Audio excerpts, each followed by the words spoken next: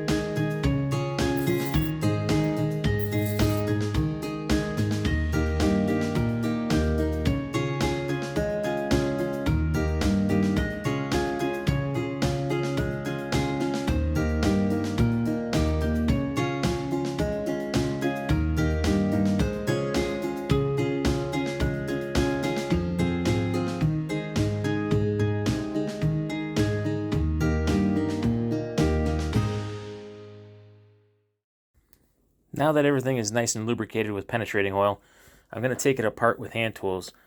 I could use the impact tools that I have, but impact tools are a little bit violent, and this thing hasn't been apart in I don't know how long, at least 4 decades for sure that I'm aware of. So I'm going to use hand tools to make sure that nothing gets cracked, broken, damaged. The last thing I want to do is have to fish out a broken stud or a broken bolt or something along those lines. So hand tools it is till the disassembly is done.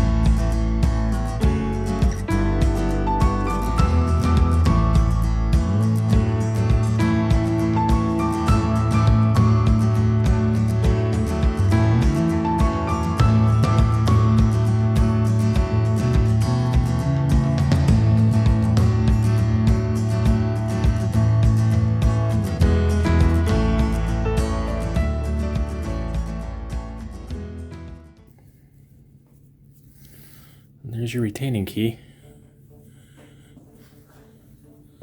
Instead of being your usual square or rectangular, it's actually just a piece of round.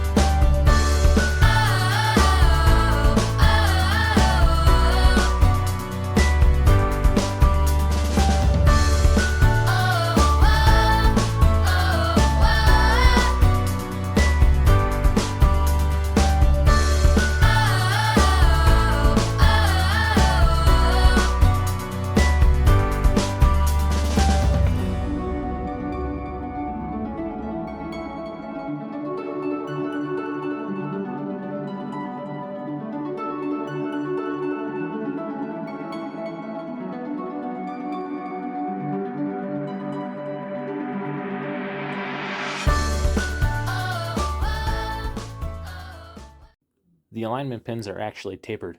This helps hold everything together and lined up just right.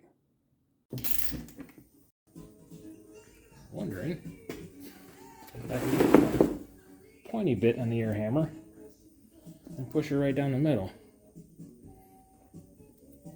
I'm worried that might mushroom from the center out. Let's give it a shot.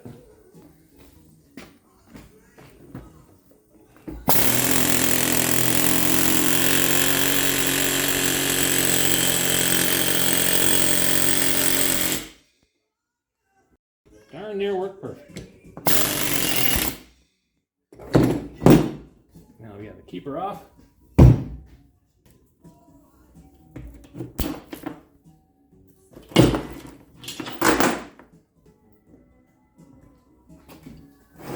Let's see what we have here. Okay.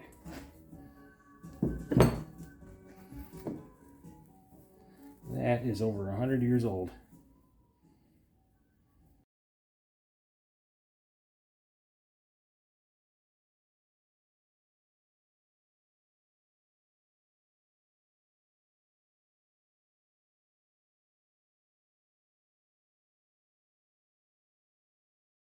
So the way these work, you have your worm gear sitting in here, and as you turn the worm gear, it turns this big sprocket here.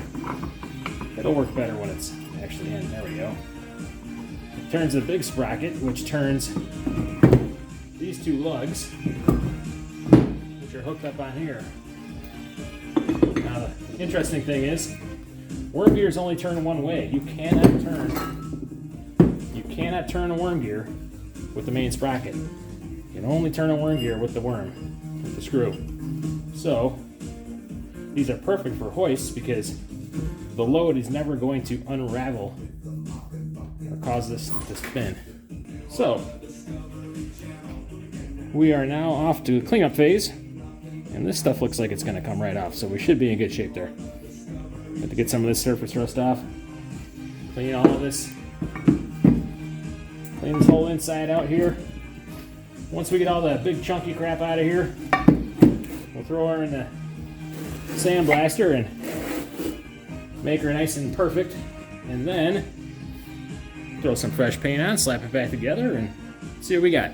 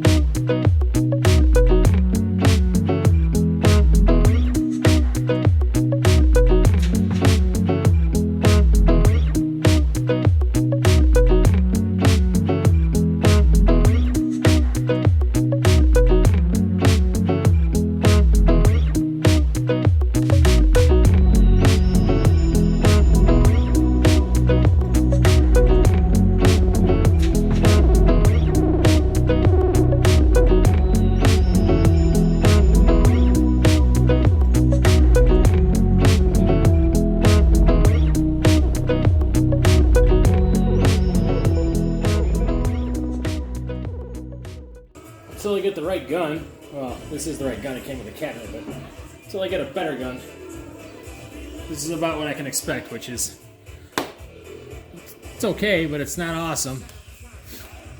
There's the difference. That side's got all the original surface rust in.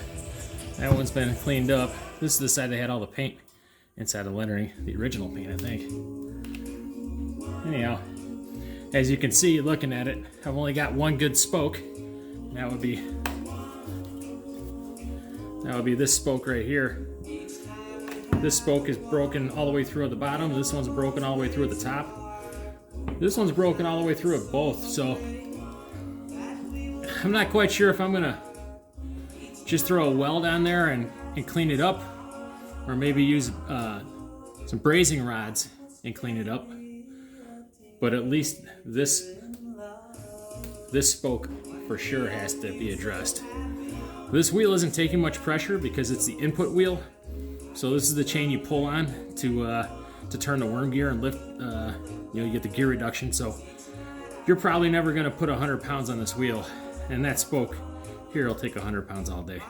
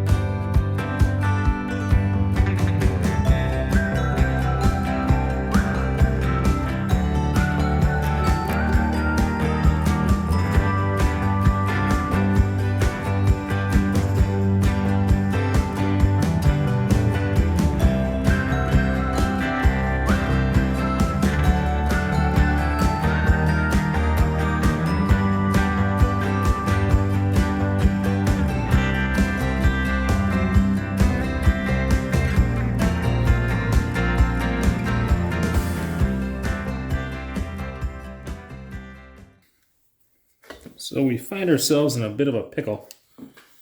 That torch with that nozzle is not getting hot enough, so we're going to have to grind and weld.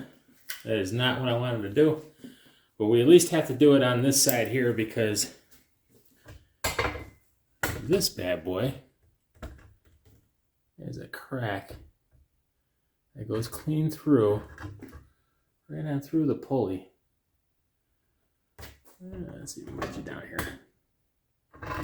And what was happening was when we were heating it up to braze, all the cracks in the wheel started to expand. So I had to throw some vice grips on there to clamp her down. This is the only crack that actually expands clean through the chain guide, the exterior of the pulley. The rest are all just cracks laterally through the spokes.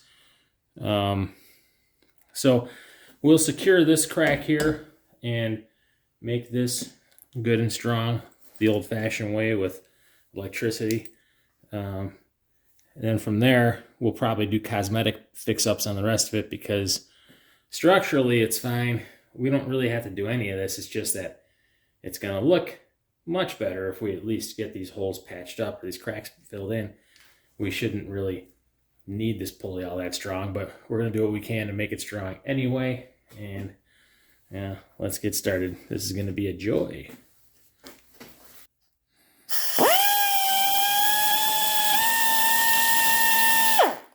Just want to make a little pocket so we can get some good weld surface in there.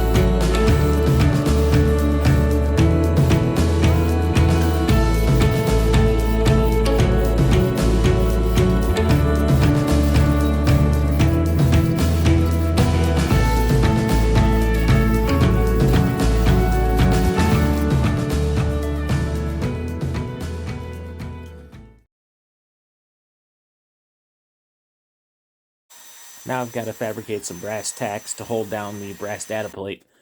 The tacks that came with it had to be cut off from the inside. I wasn't able to find any at any of the local stores, so I decided to just buy some thin brass rod and fabricate them.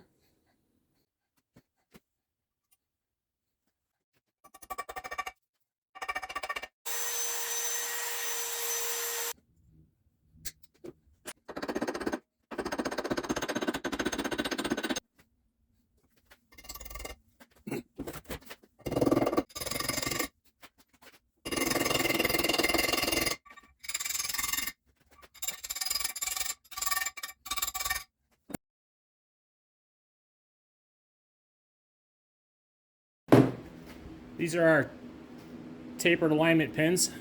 See if we can get a good view of that.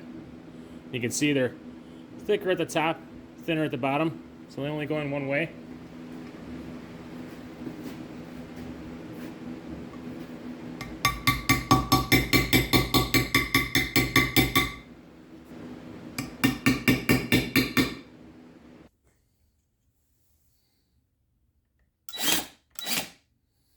And now we're going to lube up all the journals and bearing surfaces, all the places the shafts are going to make contact.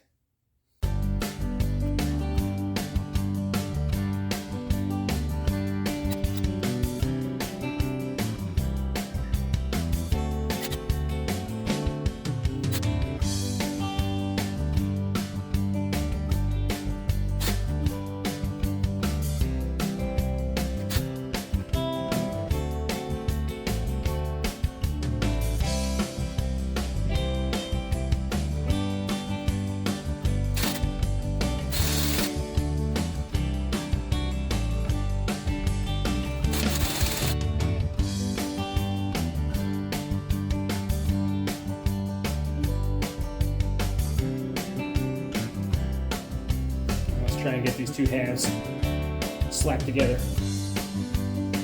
We have our guide pins in, so it should just slip right on there.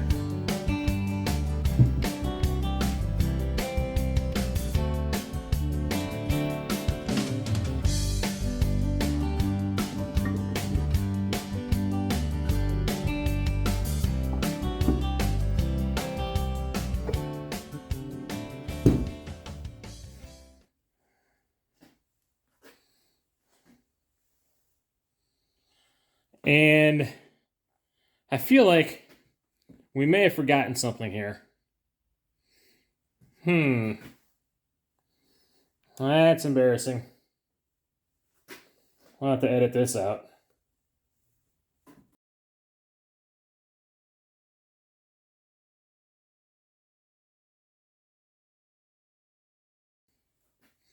All this grease.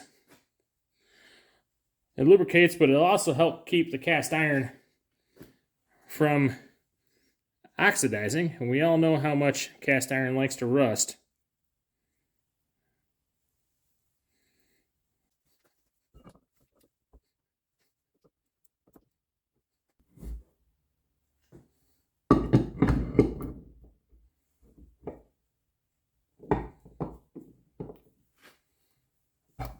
There we go.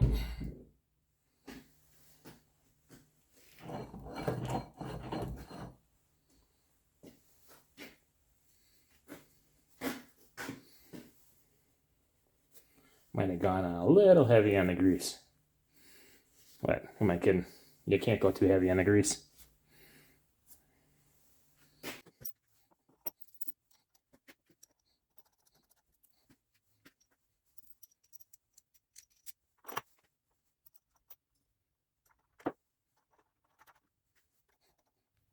I guess we can go ahead and put the nuts on facing the right way. In case you're ever wondering, the side of the nut that has these chamfered edges faces out. The other side is flat edges. See the difference? But nowadays, most nuts that you buy are chamfered on both sides. It's mostly the older stuff that's going to have chamfered on one side and flat on the other.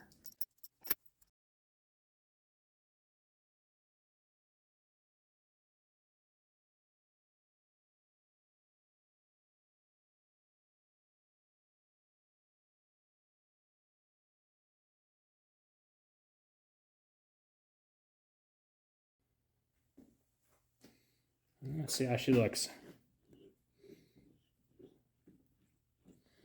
Looks pretty good. A little bit of end play. We can take that out with this adjusting nut back here. You turn this in and it'll tighten the screw up against the other wall. But I'd rather not have it rubbing on the inside of the other wall because there's no actual lip on this other end. What it is those big threads on the worm gear start to taper out and get smaller. And that small end is what will be rubbing against the other side of the housing here. And I'd rather not try and rub that off if I can avoid it.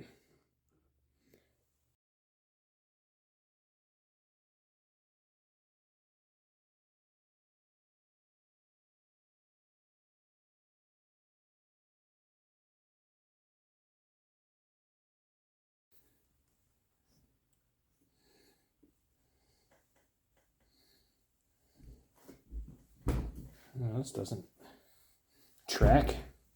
Why does it not want to turn now?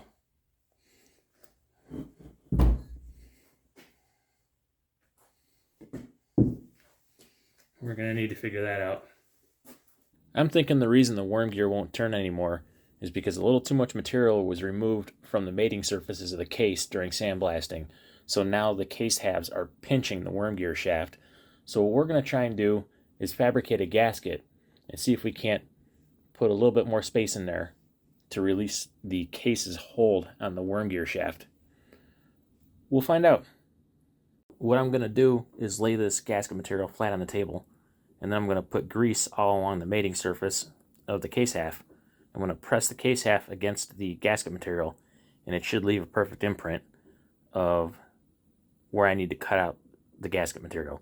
And that should give me a good gasket to mate up there on the case. Now this gasket, it's not to seal anything. It's only to give us a little bit of space between the two case halves to try and release the pressure on that input shaft.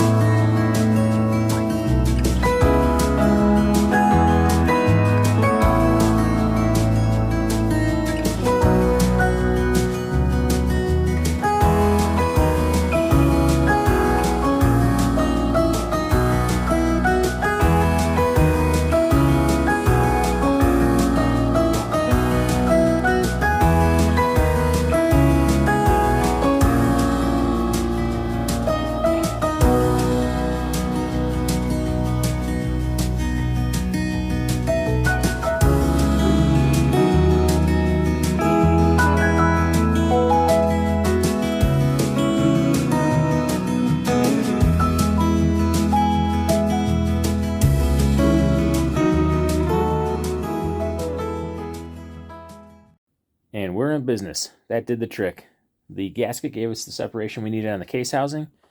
The cases are no longer pinching the input shaft. Now we can get everything put back together, all touched up, do the lettering, and we'll see what this thing looks like when we're all done.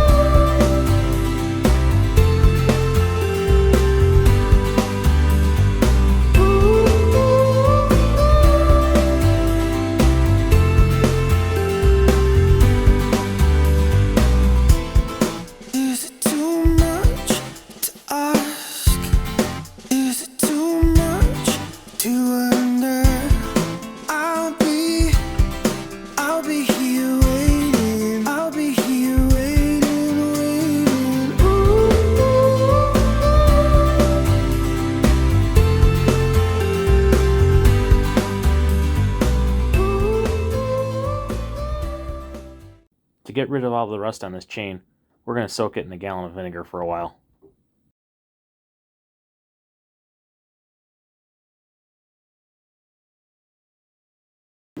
As you can see, this chain sat for about 2 weeks in the vinegar, fully submerged. The vinegar got 95% of all the rust off the chain. There's still a little bit of residual rust in the smaller areas here and there, like this. It's nothing serious. And this wire brush will take it right off. I took this chain out of the bucket of vinegar yesterday. Pressure washed it, rinsed it all off. And it looked basically the same as it does right now. And I set it out, put a fan on it, get all the water and moisture off of it. I wanted to air dry it so I could seal it. I came back a half hour later, entire chain, top to bottom, covered in rust again. Now, it was just surface rust. Old iron, old steel. Rust very, I mean, you breathe on it wrong and it rusts. So, what we're going to do today is I let it sit overnight in vinegar again, just to knock that layer of surface oxidation that got on there yesterday, just to knock that off. What we're going to do today, coat it. We're going to cover it with WD-40 gel lube. Once we get the vinegar off, I don't know what the pH of the vinegar will do to any kind of organic lubricant like gel lube, but we're going to get this chain cleaned off, rinsed off, and then we will cover it with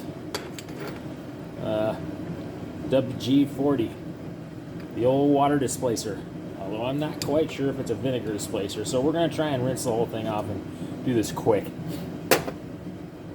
With any luck, we'll have a chain that doesn't look ridiculous again in 30 minutes.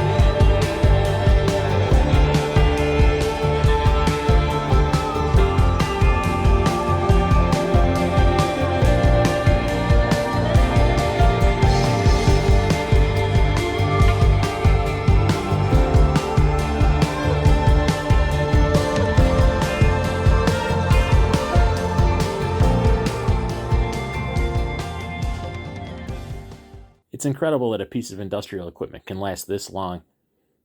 This hoist was patented in 1893. I don't know the year of manufacture, but I'm pretty certain that it's a solid 100 years old. The fact that it's in this good a condition is a real testament to how well they built things that long ago. I hope you guys enjoyed watching this video as much as I enjoyed making it. Obviously, the restoration was a whole lot more fun than all this editing. It's the longest video I've ever done, probably the longest I'll ever do, but it was a real joy, and I hope you enjoy it. Please like, comment, subscribe, all the good YouTube stuff. See you next time.